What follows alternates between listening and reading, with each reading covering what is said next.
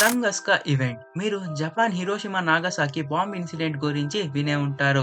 అలాగే దానివల్ల ఎంత డ్యామేజ్ అయిందో కూడా మీకు తెలిసే ఉంటుంది. కానీ హిరోషిమా నాగసాకి బ్లాస్ట్ కంటే ముందు సైబేరియాలో ఇంకా పెద్ద బ్లాస్ట్ జరిగింది. దాని పేరే టంగస్కా ఈవెంట్.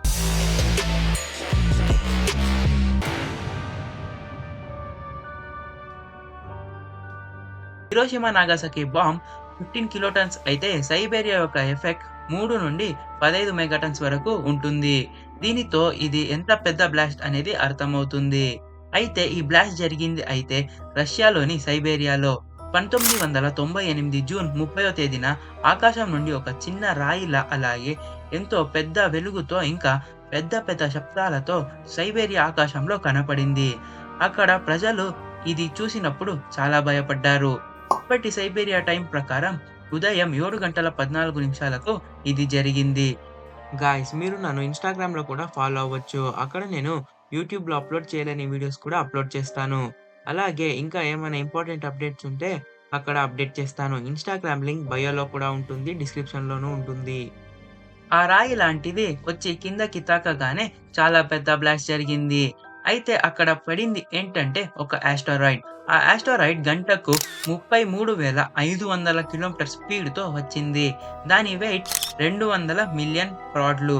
ఆ రాయికి దానికి ఉన్న హీట్ ఎంతంటే 44,500 ఫారెన్‌హీట్లు.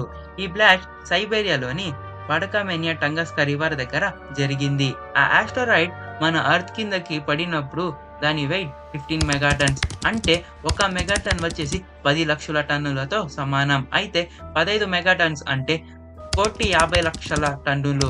ఆ యాస్టెరాయిడ్ కిందకి పడినప్పుడు ఎంత వెయిట్ రిలీజ్ అయింది అంటే ఒక్కసారిగా అక్కడి ప్రజలకు ఏమైందో తెలీదు. ఇంకా 2150 స్క్వేర్ యార్డ్స్ కిలోమీటర్స్ అడవి నశించిపోయింది. అలాగే 80 మిలియన్ చెట్లు ఇంకా ఫారెస్ట్‌లో ఉంటున్న రెయిన్‌డీర్స్ మొత్తం అంతమైపోయింది. కొంత సమయంలోనే ఇదంతా జరిగింది. ఈ బ్లాస్ట్ వల్ల చాలా జంతువులు, చెట్లు, మొక్కలు ఇంకా ఇల్లులు అన్నీ నశించిపోయింది. ఈ బ్లాస్ట్ నుంచి వచ్చిన వైబ్రేషన్స్ వల్ల ఇల్లులు కూలిపోయాయి. అలాగే రేడియేషన్ వల్ల జంతువులు ఇంకా మొక్కలు కాలి బూడిదైపోయాయి. అది ఫారెస్ట్ అయి ఉండడంతో అక్కడ చాలా ప్రాణ నష్టం అవ్వలేదు. కానీ సైంటిస్ట్ చెప్పేదాని ప్రకారం అక్కడ 3 మంది చనిపోయారట. కానీ ఖచ్చితంగా ఎంతమంది చనిపోయారో తెలీదు. ఇవన్నీ ఎలా తెలిసిందంటే ఈ సంఘటన జరిగిన 20 సంవత్సరాల తర్వాత లియోనిడ్ కులిక్ ఇంకా కొన్ని సైంటిస్టులు వెళ్ళి ఆ బాంబ్ బ్లాస్ట్ గురించి తెలుసుకుందామని చాలా రీసెర్చ్లు చేశారు. అయితే ఇదంతా జరిగింది టంగస్కా రివర్ దగ్గర. అయితే ఈ యాస్టెరాయిడ్ పడి ఇప్పటికీ 116 సంవత్సరాలు అవుతుంది. అయినా కానీ ఇప్పటికీ అక్కడ ఒక చెట్టు కూడా పెరగలేదు. అంటే ఆ యాస్టెరాయిడ్ పడిన చోట ఒక్క మొక్క కూడా ఇంకా పెరగదు.